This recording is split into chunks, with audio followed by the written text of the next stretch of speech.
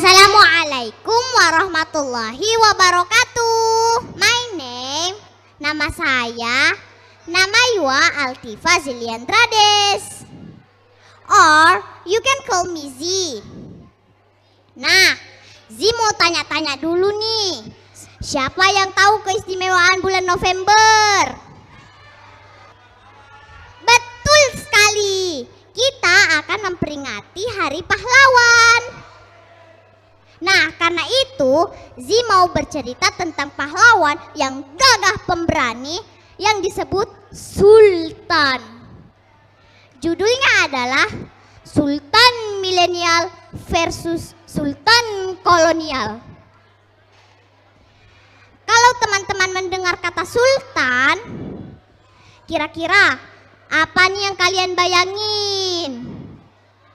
Hayo, pasti pada ngebayangin sultan-sultan yang ada di Instagram dan Facebook itu kan? Ada Om Raffi. Sultan apa? Betul, Sultan Andara.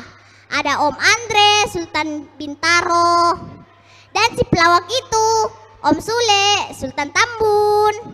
Mereka kan disebut sultan karena mereka mempunyai uang dan harta yang banyak. Tapi teman-teman, ada nggak sih yang pernah mikir sultan yang sebenarnya itu kayak gimana sih? Kalau mau tahu, sini Z ceritain. Dahulu kala hanya orang-orang tertentu yang dapat menjandang gelar sultan.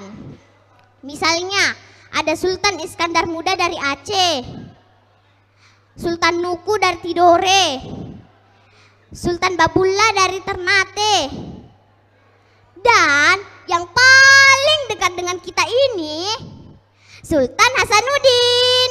Nah, mereka itu tadi yang dapat menyandang gelar sultan karena mereka memang keturunan raja, karena mereka memang benar-benar pemimpin rakyat. Karena kita sekarang berada di Makassar, Zia akan bercerita tentang Sultan siapa? Sultan Hasanuddin. Sultan Hasanuddin terlahir dengan nama Muhammad Basir I Malombasi Daeng Matawang Karaeng Bonto Mangepe. Beliau adalah putra dari Raja ke-15 Goa, Sultan Malikus Said. Jiwa kepemimpinannya dan keberaniannya sudah terlihat saat ia masih sangat kecil.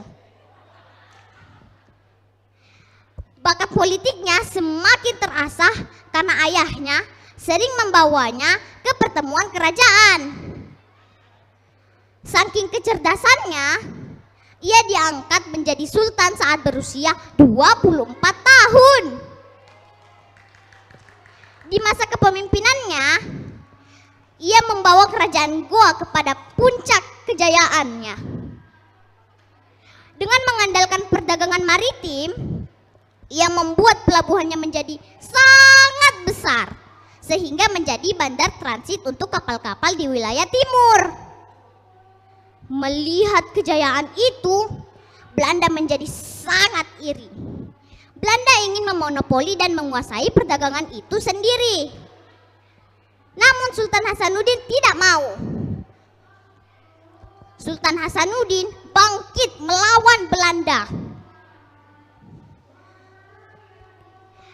Walaupun pernah dia dipaksa untuk menandatangani perjanjian Bongaya. Setelah mengumpulkan kekuatan, Sultan Hasanuddin kembali melawan Belanda.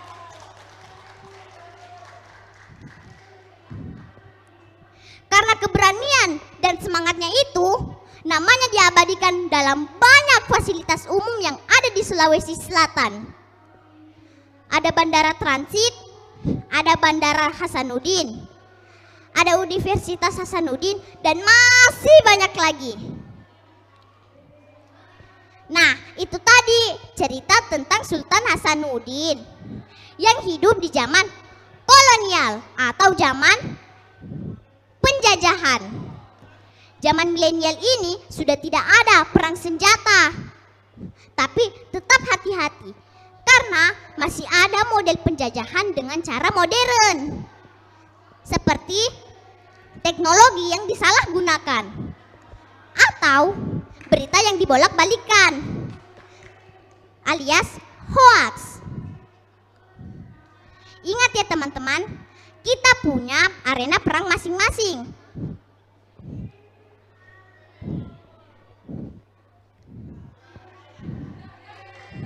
Dan ini arena perangku.